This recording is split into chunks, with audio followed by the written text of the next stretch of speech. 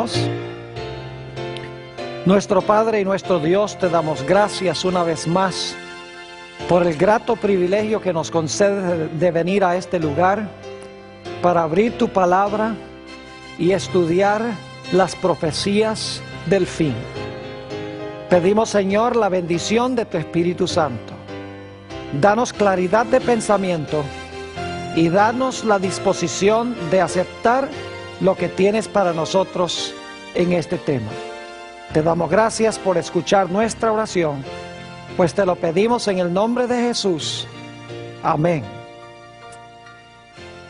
Quiero extenderle a todos los que han venido en el día de hoy una bienvenida muy cordial. Estamos contentos de que nos estén acompañando para esta sesión. Quiero también saludar a todas aquellas personas que nos están viendo vía satélite en las pantallas de televisión en diferentes países de habla hispana en el mundo. Nos alegra mucho que hayan tomado el tiempo para estar con nosotros. Si recuerdan bien, la vez pasada estudiamos el tema sobre la segunda bestia de Apocalipsis, el capítulo 13. Y dimos 12 características de esta segunda bestia.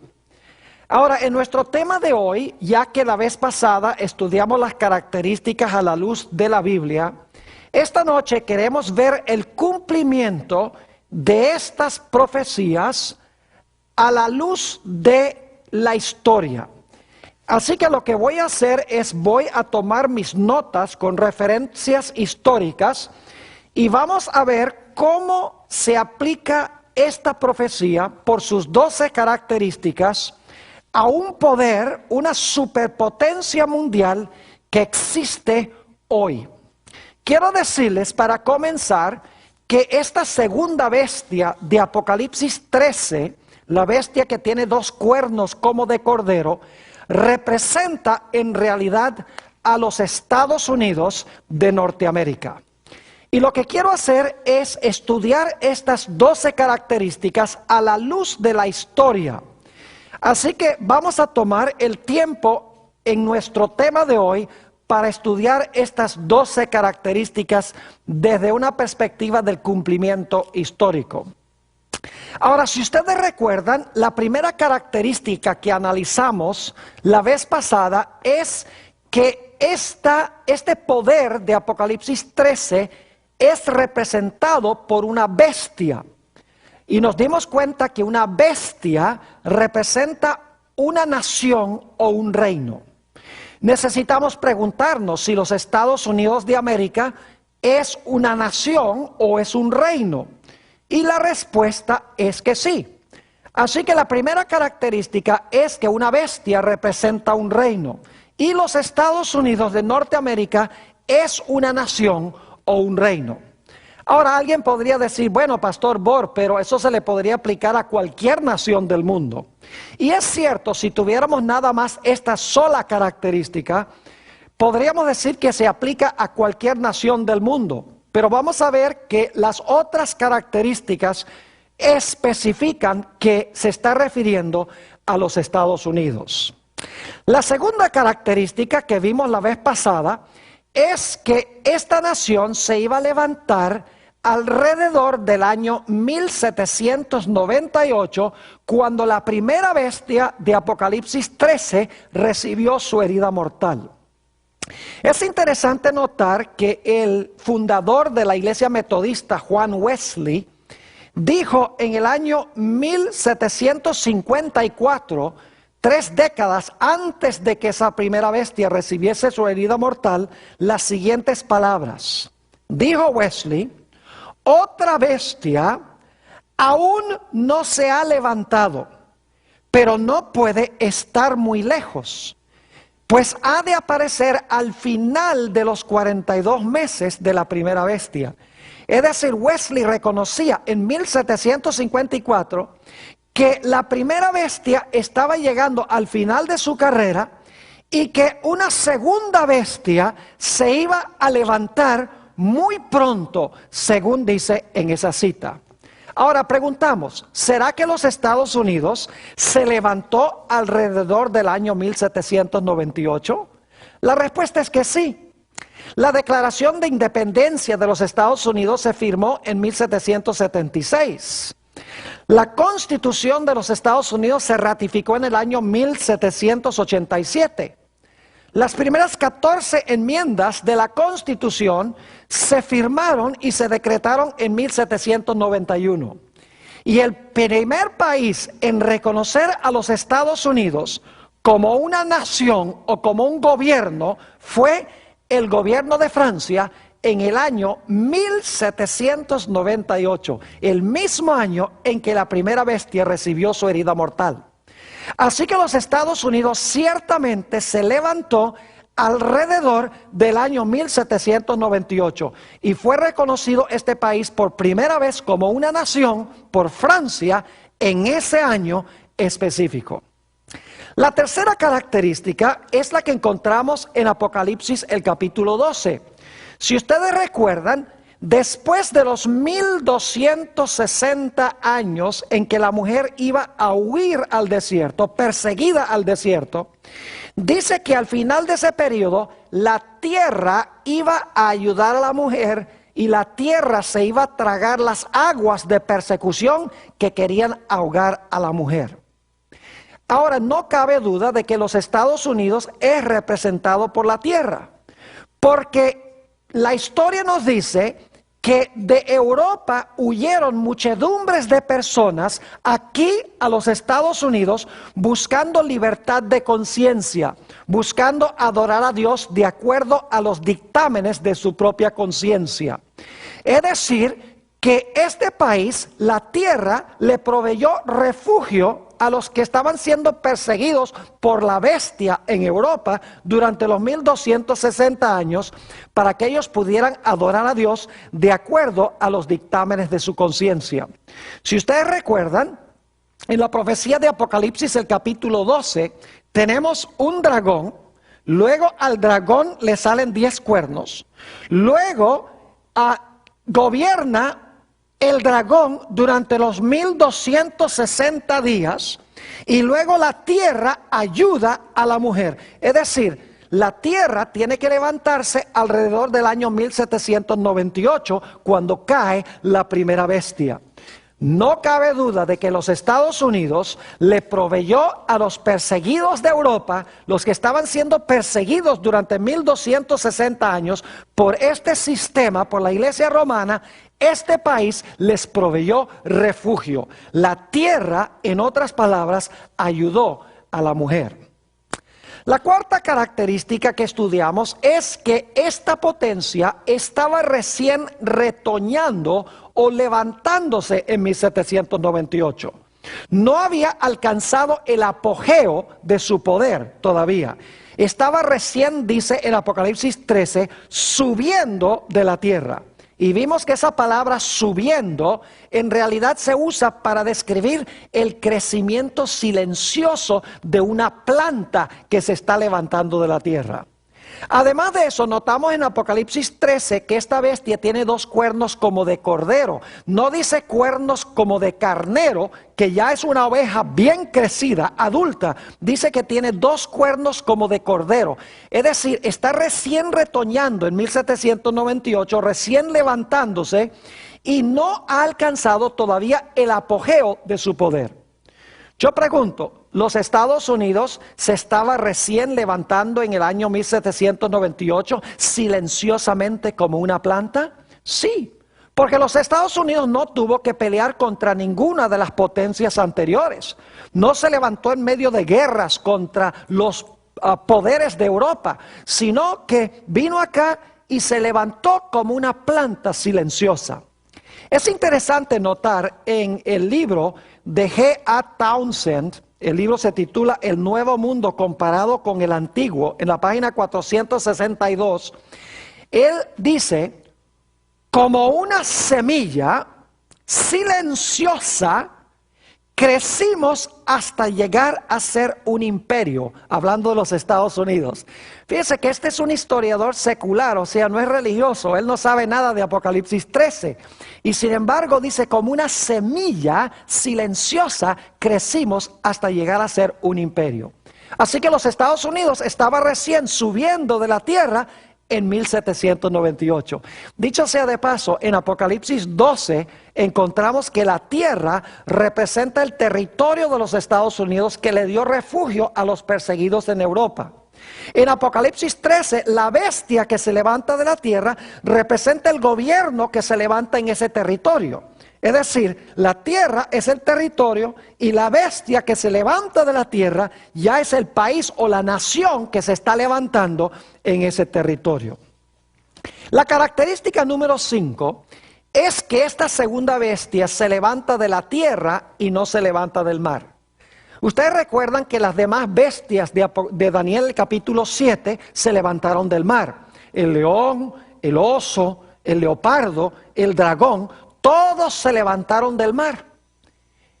Ahora, es interesante notar que esta potencia, que llegó a ser potencia, no se levantó del mar. Es decir, no puede haberse levantado en Asia, ni puede haberse levantado en Europa. El león y el oso son países asiáticos. El leopardo y el dragón son países europeos. Y dice que estos todos se levantan del mar. Esta segunda bestia se levanta de la tierra. Es decir, tiene que levantarse no en Asia ni en Europa, sino que tiene que levantarse en un lugar diferente, en un lugar distinto. Ahora, en las profecías las aguas representan muchedumbres, naciones, lenguas y pueblos. Es decir, un poder de la tierra significa que no hay muchedumbres, naciones, lenguas y pueblos. Es decir, no hay aguas, porque se está levantando en tierra seca. Permítame leerles una cita que apareció en un periódico que se llama Dublin Nation en 1850. Dice esto en cuanto a los Estados Unidos. Este es un periódico irlandés, está siendo publicado en Irlanda. Dice, un imperio americano se está levantando. Nosotros los isleños, es decir, los irlandeses, no tenemos ni la menor idea de los eventos extraordinarios que en medio del silencio de la tierra están añadiendo diariamente al poder y al orgullo de esta nación gigantesca. Fíjense que este es un periódico no religioso, sino secular. Y el autor dice que los isleños, los irlandeses, ni tienen idea en cuanto a este poder, los Estados Unidos, que en medio del silencio de la tierra están sucediendo en esta gran nación. Otro individuo, Daniel Boorstin, quien fue bibliotecario principal de la Biblioteca del Congreso de los Estados Unidos, escribió una serie de artículos sobre el origen de los Estados Unidos en 1975. Y él tuvo esto que decir en cuanto a la razón por la cual los Estados Unidos llegó a ser un poder tan grande. Dice lo siguiente, Daniel Boorstin: la fertilidad especial de los Estados Unidos radicaba en el hecho de que estaba vacío. Es decir, no tenía población, no tenía muchedumbres, no tenía aguas. Lo que hacía especial a los Estados Unidos, lo que lo hacía fértil para que pudiera crecer. Fíjense que es interesante que habla de fertilidad. ¿Recuerdan la idea de la planta que crece, la semilla que crece y se convierte en una planta?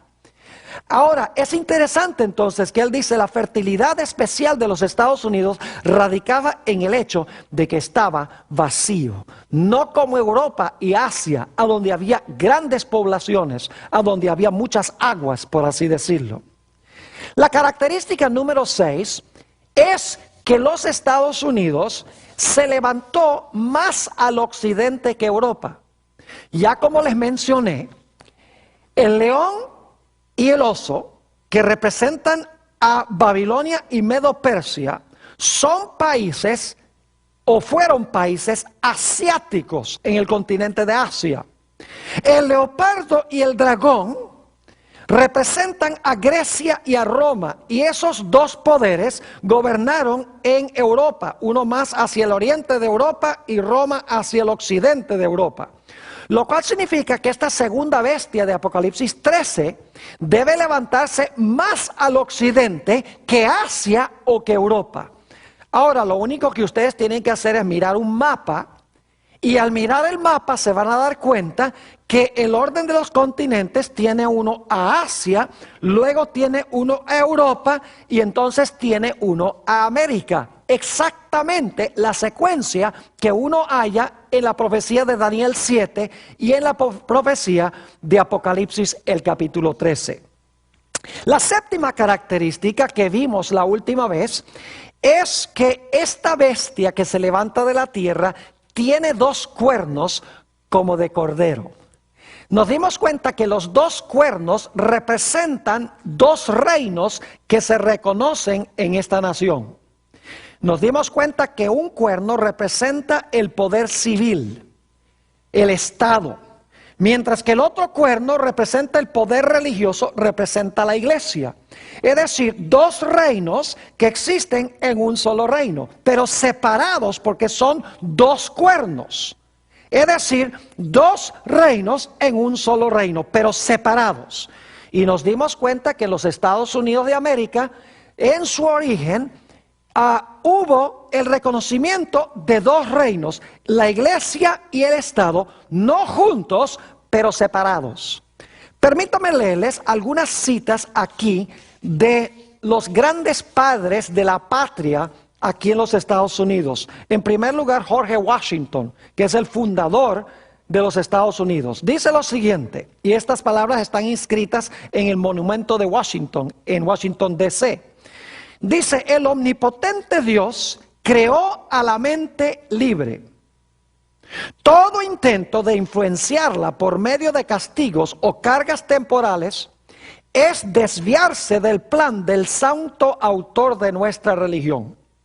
Ninguna persona se verá obligada a frecuentar o apoyar ninguna adoración religiosa o ministerio, ni sufrirá por causa de sus opiniones religiosas o creencias religiosas, sino que todos dispondrán de libertad para profesar y defender por la argumentación sus propias opiniones en materia de religión. Es decir, George Washington dijo, nadie puede obligar a nadie a practicar cierta religión. Todos son libres de practicar su religión, porque la religión es algo que tiene que ver con la relación del individuo con Dios, no del gobierno con el individuo. Tenemos también las palabras de Thomas Jefferson, que fue el arquitecto de la Constitución de los Estados Unidos. Dice también en el monumento de Jefferson, allá en Washington, D.C., las siguientes palabras. Solo el error necesita el apoyo del Estado. Solo el error necesita el apoyo del Estado. La verdad se puede mantener por sí sola. Es decir, el Estado no está para defender y apoyar a la iglesia. Thomas Jefferson también habló de la pared de separación entre la iglesia y el Estado. Es una metáfora que se originó con él. James Madison, quien fue el autor intelectual de la Constitución de los Estados Unidos, habló de la separación radical entre la iglesia y el Estado. Estos fueron los grandes fundadores de los Estados Unidos, reconociendo que la religión debe mantenerse separada del Estado. Es interesante notar también las palabras de Benjamin Franklin. Benjamin Franklin era un hombre muy inteligente, además de eso era inventor, era un científico de alta alcurnia. Y fíjense lo que dijo Benjamin Franklin sobre la religión. Dijo, cuando una religión es buena, creo que se apoyará a sí misma. Cuando no se apoya a sí misma y Dios no se encarga de apoyarla, de tal manera que los que la profesan tienen que pedirle a los poderes civiles que la ayuden, es señal, creo yo, de que es una religión mala. Es decir, cuando el Estado tiene que apoyar y sostener a la iglesia, eso está mal. Es una religión equivocada y falsa. En los Estados Unidos se escribió la Constitución y se ratificó en 1787. Y en 1791 se agregaron 14 enmiendas a la Constitución. Es interesante notar la primera enmienda de la Constitución de los Estados Unidos. Dice la primera enmienda las siguientes palabras: el Congreso no hará ninguna ley que tenga que ver con el establecimiento de religión, ni tampoco que prohíba su libre ejercicio. Es decir, el Congreso no puede establecer religión, ni puede prohibir que usted practique su religión, según la primera enmienda de la Constitución de los Estados Unidos. Ahora, lo interesante es que esa es solo la primera parte de la primera enmienda. La segunda parte de la primera enmienda garantiza derechos civiles. Le garantiza a la gente el derecho de expresión. Le garantiza el derecho de reunirse pacíficamente. Le garantiza al ciudadano el derecho de exigirle al gobierno que se le haga justicia si alguien le hizo una injusticia. Es interesante que la primera enmienda de la Constitución de los Estados Unidos, ratificado en 1791, los que escribieron esto hablaron en la primera parte de la enmienda sobre el hecho de que el Congreso no podía hacer ninguna ley que estableciera religión, ni tampoco podía prohibir que la gente practicara su religión. Y luego en la segunda parte de la primera enmienda garantiza derechos civiles.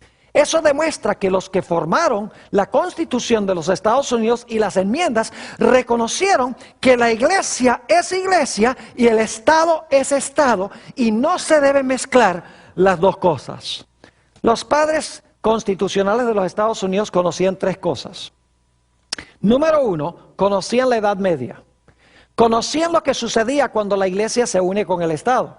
Estaban viviendo cerca del tiempo cuando cayó ese primer poder que persiguió durante 1260 años. Así que ellos sabían que en la Edad Media la iglesia se había unido con el Estado y sabían que como resultado había venido la persecución. Así que ellos dijeron, no queremos un sistema como el de la Edad Media, que unió la iglesia con el Estado, porque ahí viene persecución. También conocían la historia de la época de la colonia en los Estados Unidos. ¿Saben ustedes? La historia de los Estados Unidos se puede dividir en dos grandes segmentos: la época colonial y la época constitucional. Yo no sé si ustedes sabían, pero en la época colonial de los Estados Unidos, la iglesia y el Estado estaban unidos. ¿Y saben lo que pasaba? Cuando una persona, por ejemplo, el diezmo se le pagaba era al gobierno y el gobierno le pagaba a los pastores, le pagaba a los ministros en la época colonial de los Estados Unidos. Y claro, la gente en la iglesia que no diezmaba, o le ponían una multa o los echaban a la cárcel. Lo mismo si la gente no iba a la iglesia el domingo, porque se creía que el domingo era el día de reposo. Si una persona no iba el domingo, lo primero que podían hacerle era ponerle una multa. Si insistía en no seguir yendo, entonces lo echaban a la cárcel. Inclusive había una ley en la colonia de los Estados Unidos que decía que si por una tercera ofensa a la persona se le podía aplicar el castigo capital, es decir, se le podía matar por no asistir a la iglesia el domingo. Es decir, que en la época colonial se había unido la iglesia con el Estado y el resultado era la persecución. Y los padres constitucionales que vivieron más de 150 años después de la época de la colonia, dicen: nosotros no queremos nada como en la Edad Media, ni queremos nada como en la época colonial. Queremos separar la iglesia del Estado, los dos cuernos como de cordero, de tal manera que no surja la persecución. Ahora es interesante notar que la profecía nos dice que esta bestia que tiene dos cuernos como de cordero, dos principios en armonía con Cristo, porque el cordero representa a Cristo. Cristo reconoció dos reinos. Jesús dijo: dad a César lo que es de César y a Dios lo que es de Dios. Dijo: mi reino no es de este mundo. ¿Ve? Dice: hay un reino de este mundo y hay el reino mío. Dice: hay que mantenerlos separados.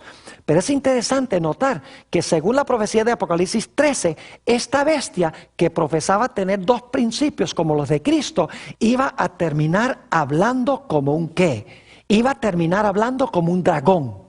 Es decir, iba a terminar hablando como Satanás. O iba a terminar hablando como Roma, porque ya hemos visto que Roma es representada por el dragón. El dragón que procuró matar al niño cuando el niño nació era Roma. Luego dice que ese dragón le dio su autoridad a la bestia, que es la Roma eclesiástica. Es decir, Roma eclesiástica recibe su poder de Roma pagana o del Imperio Romano. Y luego dice que esta segunda bestia habla como un dragón. Es decir, esta bestia iba a hacer lo mismo que hacía Roma durante el tiempo de Cristo y durante la época de la Edad Media. Iba a cambiar su carácter, en otras palabras. Saben que los Estados Unidos hoy en día se están empezando a escuchar los gruñidos del dragón.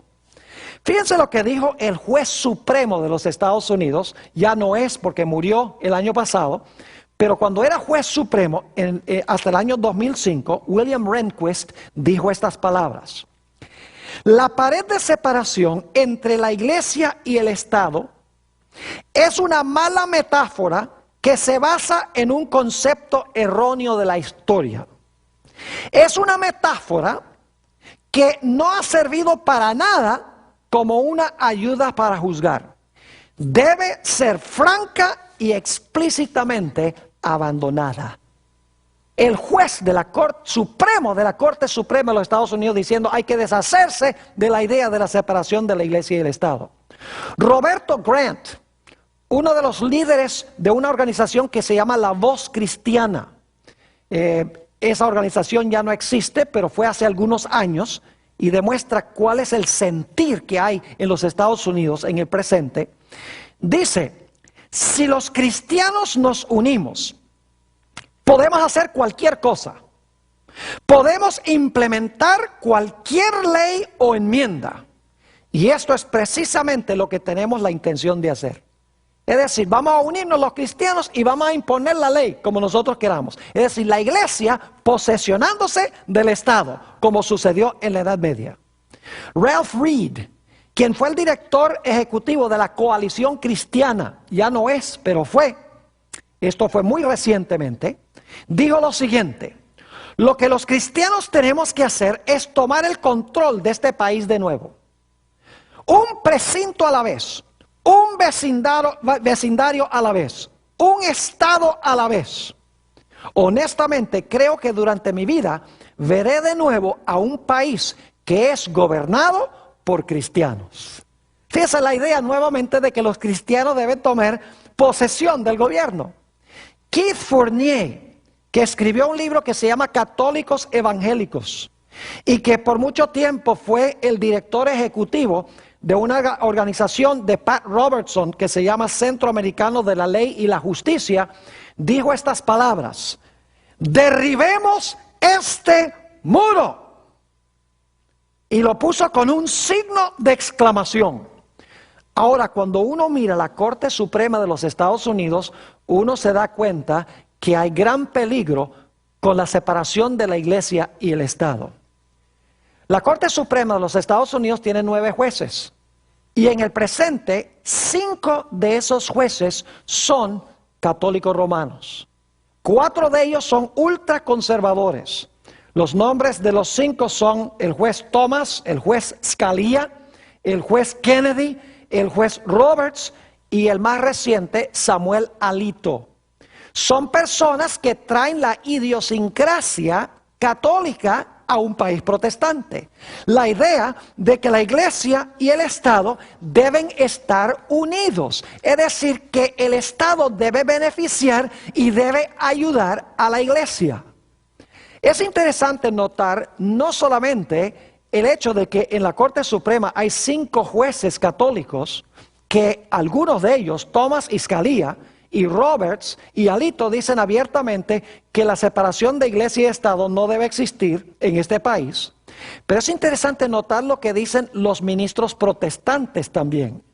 Por ejemplo, W.A. Criswell, quien por mucho tiempo fue pastor de la iglesia más grande en los Estados Unidos, la Iglesia Bautista del Sur en Dallas, Texas, y que también fue presidente de la Convención Bautista del Sur, dijo estas palabras: yo creo que esta idea de la separación de la iglesia del Estado es el figmento de la imaginación de un incrédulo.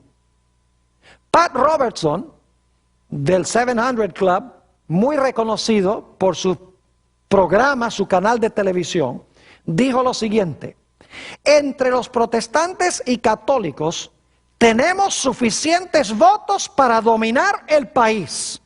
Y cuando la gente diga, ya basta, nosotros vamos a tomar las riendas. Imagínense, palabras que suenan como la voz del dragón. La iglesia posesionándose del Estado. Keith Fournier, que ya mencioné, dijo estas palabras: la pared de separación entre la iglesia y el Estado, que fue edificada por humanistas seculares y otros enemigos de la libertad religiosa, tiene que caerse. Esa pared es una mayor amenaza para la sociedad que lo que era el muro de Berlín. Aquellos que se oponen a nuestros puntos de vista son los nuevos fascistas. George Bush, el presidente ahora de los Estados Unidos, firmó una dirección ejecutiva, una orden ejecutiva de que el gobierno podía tomar dinero federal para darle a las iglesias para que lleven adelante su obra de caridad. Es una violación de la separación de iglesia y Estado. Además de eso, él aprobó que el gobierno puede tomar dinero público que reciben de nuestros impuestos y se lo pueden dar a los padres para que los padres manden a sus hijos a escuelas sectarias, es decir, a escuelas religiosas. Una violación abierta de la separación de iglesia y Estado. Lo que es más aterrador, y ustedes lo vieron recientemente, fue la reacción a la muerte del Papa Juan Pablo II. Fue algo extraordinario. Por 3 semanas uno no podía ver ninguna otra noticia, sino la noticia en cuanto a la muerte de Juan Pablo II en todos los canales de las noticias. Imagínense que el Vaticano es la nación más pequeña, una de las más pequeñas, posiblemente Mónaco sea igual, pero es una de las naciones más pequeñas del mundo. No tiene ejército, ni tiene armamentos. Y sin embargo, por 3 semanas no se podía saber nada sino en cuanto a la muerte del Papa. 80 líderes de países del mundo fueron allá representando a sus respectivos países. 200 países estaban representados allí. Las grandes religiones estaban representadas. Habían líderes budistas, habían líderes hinduistas, habían líderes judíos, inclusive habían líderes musulmanes. 3 presidentes de los Estados Unidos estuvieron allí, junto con Condoleezza Rice, y también estaba presente Bill Clinton allí. Y apareció una foto en el periódico con todos estos representantes de los Estados Unidos arrodillados delante del féretro de Juan Pablo II. 300,000 personas se reunieron en la plaza de San Pedro para presenciar el funeral de Juan Pablo II. 5 millones de personas entraron a la ciudad de Roma para este evento. Algunas personas se pararon por 24 horas en cola, esperando nada más ver el cuerpo de Juan Pablo II. Si ustedes recuerdan que cuando se dio la herida mortal, no había país en el mundo que quería tener una relación con esta potencia. Los tiempos ciertamente han cambiado grandemente. La Biblia dice que esta bestia tenía 2 cuernos de cordero, pero que habló como un dragón. Y estamos empezando a escuchar la voz del dragón. La característica número 8 es que esta potencia tiene que ser un poder de alcance global, militarmente, políticamente y económicamente. Y la razón por la cual sabemos esto es porque prohíbe comprar y vender, manda a matar a nivel global los que no reciban la marca de la bestia, tiene que tener gran influencia militar, política y económica en todo el mundo. Es decir, que en Apocalipsis 13 tenemos 2 poderes de extensión global. Un poder que gobernó 1260 años y que en 1798 recibió una herida mortal. El otro poder que en ese mismo año, 1798, estaba levantándose al poder y que iba a cobrar proporciones globales. Es decir, estos 2 poderes iban a tener influencia global e iban a existir en el mundo alrededor del mismo tiempo. ¿Qué podríamos decir del crecimiento de los Estados Unidos? Empezó pequeño. ¿Podrían ustedes decir que los Estados Unidos es un poder, una potencia global, militarmente, políticamente y económicamente? Claro que sí. Permítanme mencionarles algo sobre la población de los Estados Unidos. En 1701 los Estados Unidos tenían 262,000 habitantes. En el año 1776, cuando se firmó la Declaración de Independencia, los Estados Unidos tenían 2,800,000 habitantes. En 1994, los Estados Unidos tenían 250 millones de habitantes. Y en el año 2006, miré el último censo, tiene 300 millones de habitantes. Ha crecido y ha llegado a ser una potencia global. Los Estados Unidos tenían en 1776 13 colonias, no se llamaban estados. En el año 2006 hay 50 estados con una extensión geográfica de 2,8 millones de millas cuadradas. Los Estados Unidos es incomparable en su armamento militar y tiene que ser un poder militar porque los que no reciban la marca de la bestia van a ser muertos. Uno cuando mira las armas sofisticadas que tiene este país, nucleares, portaaviones, misiles teledirigidos, aviones supersónicos, ciertamente los Estados Unidos es una potencia que puede implementar el decreto de muerte a nivel global. ¿Y qué diríamos del alcance económico global de los Estados Unidos?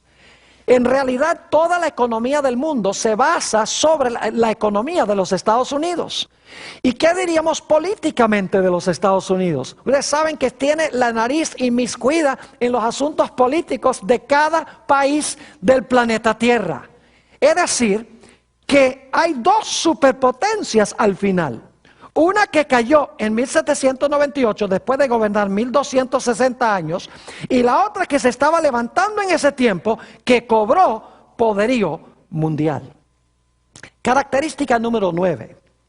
Apocalipsis 13 nos dice que las dos bestias, la primera que gobernó 1260 años y la segunda que se levanta de la tierra con dos cuernos como de cordero, iban a gobernar contemporáneamente.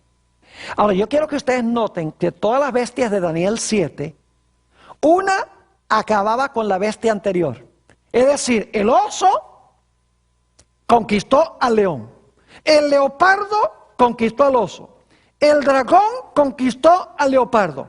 Pero saben que esta segunda bestia en realidad no conquista a ninguno de los poderes anteriores, sino que más bien la profecía dice que los Estados Unidos va a ayudar a la primera bestia a recuperar el poder que perdió cuando recibió la herida mortal. Es decir, que el poder de la iglesia romana se iba a unir con el poder de los Estados Unidos, especialmente los de la iglesia romana con los protestantes de los Estados Unidos.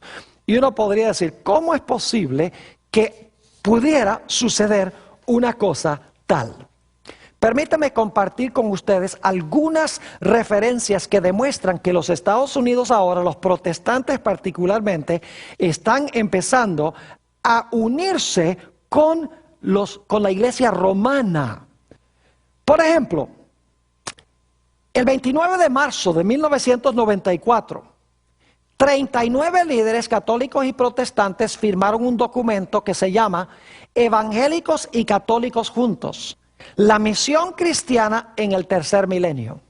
Los 39 grandes líderes de las iglesias protestantes y de la iglesia católica firmaron este documento, entre los cuales se encontraba Richard Niehaus, se encontraba Charles Colson, se encontraba Pat Robertson y en ese tiempo el cardenal O'Connor, quien era cardenal de la ciudad de Nueva York. Básicamente el documento dice, no peleemos los protestantes y los católicos sobre doctrinas, sobre teología. Dice, lo que tenemos que hacer es unir fuerzas para evangelizar al mundo. No ganemos miembros, la una iglesia de la otra iglesia. Unámonos y evangelicemos al mundo. Firmado por los grandes líderes católicos y protestantes. Fíjense lo que dijo Pat Robertson, un hombre dirigente del protestantismo en los Estados Unidos, tiene una emisora de televisión, entre otros negocios. Dice en cuanto a este documento que él firmó: la crisis moral que afronta nuestra sociedad actual y el desmoronamiento patente del orden social exige una mayor cooperación entre la gente de fe. Ha llegado el momento de echar a un lado nuestras pequeñas diferencias doctrinales y enfocarnos en Cristo Jesús. Yo apoyo este documento, dice Pat Robertson, porque creo que es imperativo que trabajemos para unir al cuerpo de Cristo. Otro documento que firmaron los católicos con los luteranos, yo no sé si ustedes recuerdan, pero Martín Lutero fue el que comenzó la Reforma Protestante en el año 1517, se separó de la Iglesia de Roma porque él creía que la Iglesia de Roma estaba enseñando ideas erróneas sobre la justificación por la fe. Él decía, la Iglesia romana dice que uno se salva por sus obras, pero la Biblia dice que uno es salvo por fe. Pues saben ustedes que por un periodo de 33 años, los teólogos de la Iglesia Luterana, 61,5 millones de miembros en la Iglesia Luterana, se unieron con los teólogos de la Iglesia Católica para estudiar de nuevo el asunto de la justificación por la fe. El 31 de octubre de 1999, estos teólogos firmaron un documento que se llama Declaración Conjunta sobre la Justificación por la Fe. ¿Y saben ustedes lo que dijeron en este documento? Los luteranos y los católicos dijeron que la reforma protestante nunca debería haber sucedido. Dijeron, en realidad fue una batalla de palabras, porque estamos de acuerdo en realidad sobre la justificación por la fe, pero era una batalla semántica, malos entendidos entre uno y el otro, pero en realidad no había ninguna diferencia teológica entre el protestantismo y el catolicismo. Increíble que los luteranos mismos estuviesen firmando este documento con la iglesia de la cual se habían separado. Es interesante notar que los protestantes están más y más adoptando el punto de vista de la Iglesia Católica de la Virgen María. Yo nunca pensé que los protestantes podían adoptar la mariología de la Iglesia Católica. Pero es interesante, en la revista Time del 21 de marzo del 2005 apareció este título: Ave María. Los católicos por largo tiempo la han venerado, pero los protestantes han hallado sus propias razones para celebrar a la Madre de Jesús. Es decir, los protestantes están empezando a adoptar la mariología de la Iglesia Católica. Ahora, hay tantas cosas más que podría hablar sobre el acercamiento entre católicos y protestantes. ¿Sabe? Una de las cosas que ha unido grandemente a los católicos y los protestantes es pelear juntos en contra del desmoronamiento moral de la sociedad. Es decir, pelear en contra de los que están diciendo que debemos legalizar matrimonios entre homosexuales. Los protestantes y los católicos dicen, unámonos para pelear en contra de esos. También los protestantes y los católicos se han unido en la causa de prohibir el aborto, de defender la vida. Y dicen, unamos nuestras fuerzas para defender la vida y para prohibir el aborto. Ahora, yo no estoy diciendo que el aborto está bien, yo creo que el aborto está mal. Pero lo que estoy diciendo es que estas causas sociales lo que están haciendo es uniendo a los católicos con los protestantes para batallar contra el desmoronamiento social, es decir, la caída de la moral de la sociedad. Y entonces dicen, olvidémonos de doctrinas, olvidémonos de las enseñanzas, tenemos un enemigo común, peleemos en contra de ese enemigo. El Concilio Vaticano II acercó mucho a los católicos y los protestantes. Además de eso, la elección del presidente John Kennedy, ojalá tuviera tiempo de hablar de todas las circunstancias sociales. Cuando Kennedy fue electo en los Estados Unidos, la gente decía, ¡ay, se acabó el mundo, ahora viene la persecución! Pero en realidad John Kennedy fue muy admirado por la gente en los Estados Unidos y también por la gente fuera, y no vino la persecución. Así que la gente empezó a decir, bueno, este sistema no representa en realidad ningún peligro. ¿Saben ustedes que la caída del comunismo allá en Europa Oriental se debe a una alianza que hizo el presidente Ronald Reagan con el Papa Juan Pablo II. Fíjense la unión de los Estados Unidos con la Iglesia Romana, tal cual lo dice Apocalipsis 13. La segunda bestia ayuda a la primera bestia a recuperar su poder. La revista Time, del febrero 24, 1992, en un artículo que se titula La Santa Alianza, The Holy Alliance, tuvo estas palabras que hablar en cuanto a la cooperación entre Reagan y el Papa para derrocar el comunismo en el oriente de Europa. Dice lo siguiente: el 7 de junio de 1982, Reagan y Juan Pablo se reunieron por 50 minutos en el Vaticano. Durante esa conversación nació el plan para acabar con el comunismo. En esa reunión, Reagan y el Papa acordaron emprender una campaña clandestina para apresurar la disolución del imperio comunista. Declara Richard Allen, el primer asesor de seguridad nacional de Reagan. Esta fue una de las grandes alianzas secretas de todos los tiempos. Los Estados Unidos puso de su parte su poderío militar y su poderío económico, mientras que el Vaticano puso su servicio de inteligencia, porque tenía muchos miembros en Europa Oriental, y le facilitó eso a los Estados Unidos, y los Estados Unidos usó su poder militar y su poder económico para derribar el comunismo. No es coincidencia de que Juan Pablo II y Ronald Reagan fueron ambos heridos con una separación de cuestión de meses. Y las heridas que les suministraron fueron curadas y siguieron gobernando sobre los Estados Unidos y sobre el Vaticano. Es interesante notar lo que están diciendo los líderes protestantes en cuanto a la necesidad de que los Estados Unidos se una con la Iglesia Romana. Voy a leer algunas citas aquí rápidamente. Robert Grant, quien mencioné, estableció una organización que se llama Voz Cristiana, dijo esto: si los cristianos nos unimos, podemos hacer lo que queramos, podemos pasar cualquier ley o enmienda, y esto es precisamente lo que tenemos la intención de hacer. Unirse los católicos con los protestantes, un país protestante como Estados Unidos con la Iglesia Romana.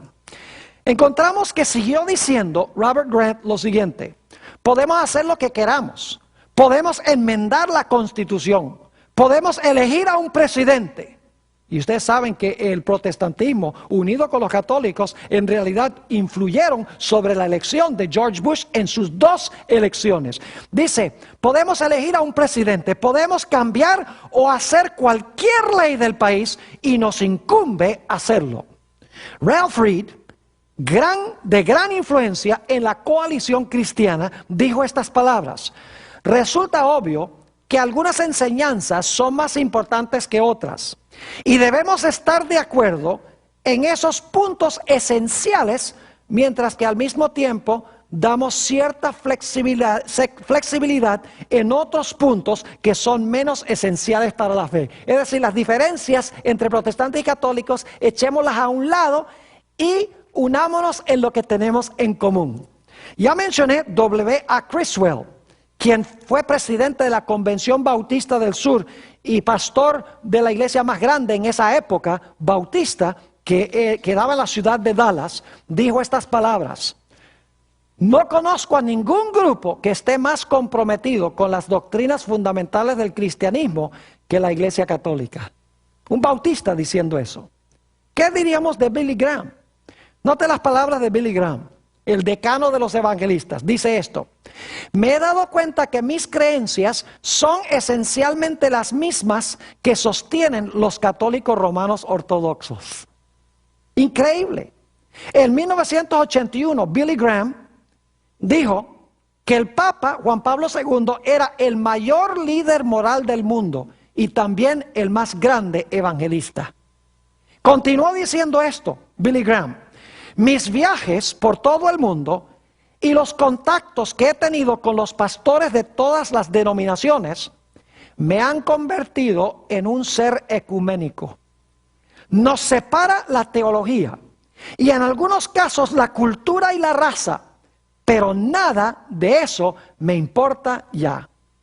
En el programa Good Morning America, Billy Graham declaró las siguientes palabras: yo admiro al Papa, los dos hablamos sobre los mismos asuntos morales. El Papa Juan Pablo II proclamó una encíclica que se titula Ut Unum Sint, que todos sean uno, a donde él invita a todos los cristianos a unirse bajo el mismo liderazgo de la Iglesia romana. Benedicto XVI, el nuevo Papa, ha dicho que uno de los propósitos principales de su pontificado es unir a todos los grupos religiosos. Juan Pablo II también escribió una carta pastoral, Dies Domini, invitando a todos los cristianos a observar el día domingo como el día de reposo. Y como la mayoría de los cristianos guardan el domingo, ya sean protestantes o católicos, es un punto que ellos pueden tener en común. Tenemos que cubrir rápidamente las últimas características. La característica número 10 es que esta segunda bestia va a ser una imagen de la primera bestia. Ahora, ¿cómo fue la primera bestia? Si ustedes recuerdan, en primer lugar, la primera bestia unió la iglesia con el Estado.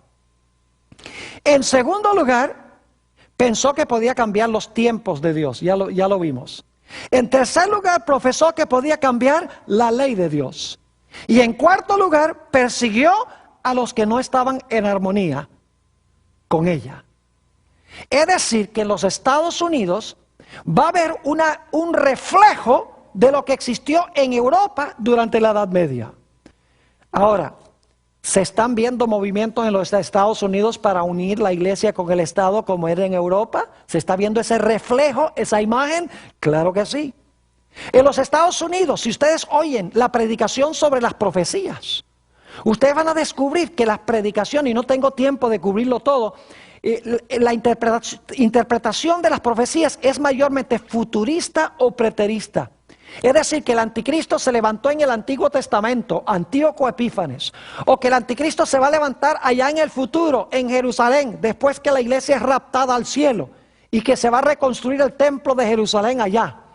Los protestantes enseñan especialmente un anticristo futuro, mientras que los católicos enseñan un anticristo pasado. Y mientras tanto, vemos un reflejo de lo que fue en la Edad Media en los Estados Unidos y la gente no lo ve porque está mirando un panorama profético que no es bíblico. Está mirando a donde no es. En los Estados Unidos la mayoría de los cristianos guardan el domingo. Ese es el cambio en la ley. Al guardar el domingo están reconociendo la autoridad del que profesa haber cambiado el día. Además de eso, nos dice en Apocalipsis 13 que va a llegar el momento en que aquellas personas que no acepten la perspectiva profética, aquellas personas que no observen el falso día de reposo, van a ser perseguidos por causa de su fe. Característica número 11.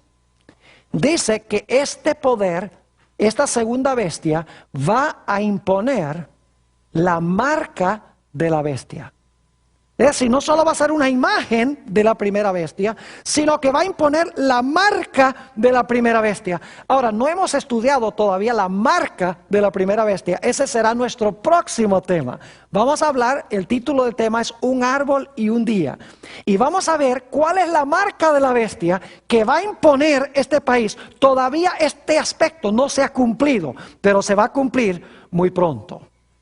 Finalmente, nuestra característica número 12 se encuentra en Apocalipsis 16:13, a donde a esta bestia que se levanta de la tierra con los dos cuernos como de cordero, dice que es el falso profeta. Se le llama el falso profeta. Ahora, necesitaría 2 o 3 sesiones para hablarles del concepto bíblico de un falso profeta. Un verdadero profeta manda al pueblo de Dios a obedecer la santa ley de Dios y a adorar al verdadero Dios. Los falsos profetas profesan adorar a Dios, pero al mismo tiempo lo que hacen es pisotear la santa ley de Dios. ¿Saben lo interesante? Es que dice en Apocalipsis el capítulo 13 y el versículo 13 que esta segunda bestia, el falso profeta, va a traer fuego del cielo a la tierra a la vista de los hombres. Saben que recientemente estuve viendo un programa en televisión, un programa religioso, donde un evangelista famoso, cuyo nombre no voy a mencionar, dice: yo he recibido revelaciones de Dios, de que muy pronto yo voy a estar predicando en estadios, y en esos estadios va a caer fuego del cielo a la tierra, indicando así que el mensaje que yo estoy proclamando viene de Dios. Pero saben que este evangelista enseña que el domingo es el día de reposo. Y es uno de los individuos que quiere unir el protestantismo y el catolicismo. Y quiere derribar la pared de separación entre la iglesia y el Estado. Pero le está diciendo: yo soy un profeta y va a caer fuego del cielo un día cuando yo esté predicando en los estadios, en los Estados Unidos y diferentes partes del mundo. Es decir, que el falso profeta, representado por los protestantes en los Estados Unidos, van a enseñar un falso panorama profético. Van a apuntar los ojos hacia el Medio Oriente o hacia el cumplimiento pasado de las profecías del anticristo, cuando en realidad esas profecías se están cumpliendo en Roma y en los Estados Unidos en el presente. Que Dios nos bendiga y nos ayude a escapar de este poder.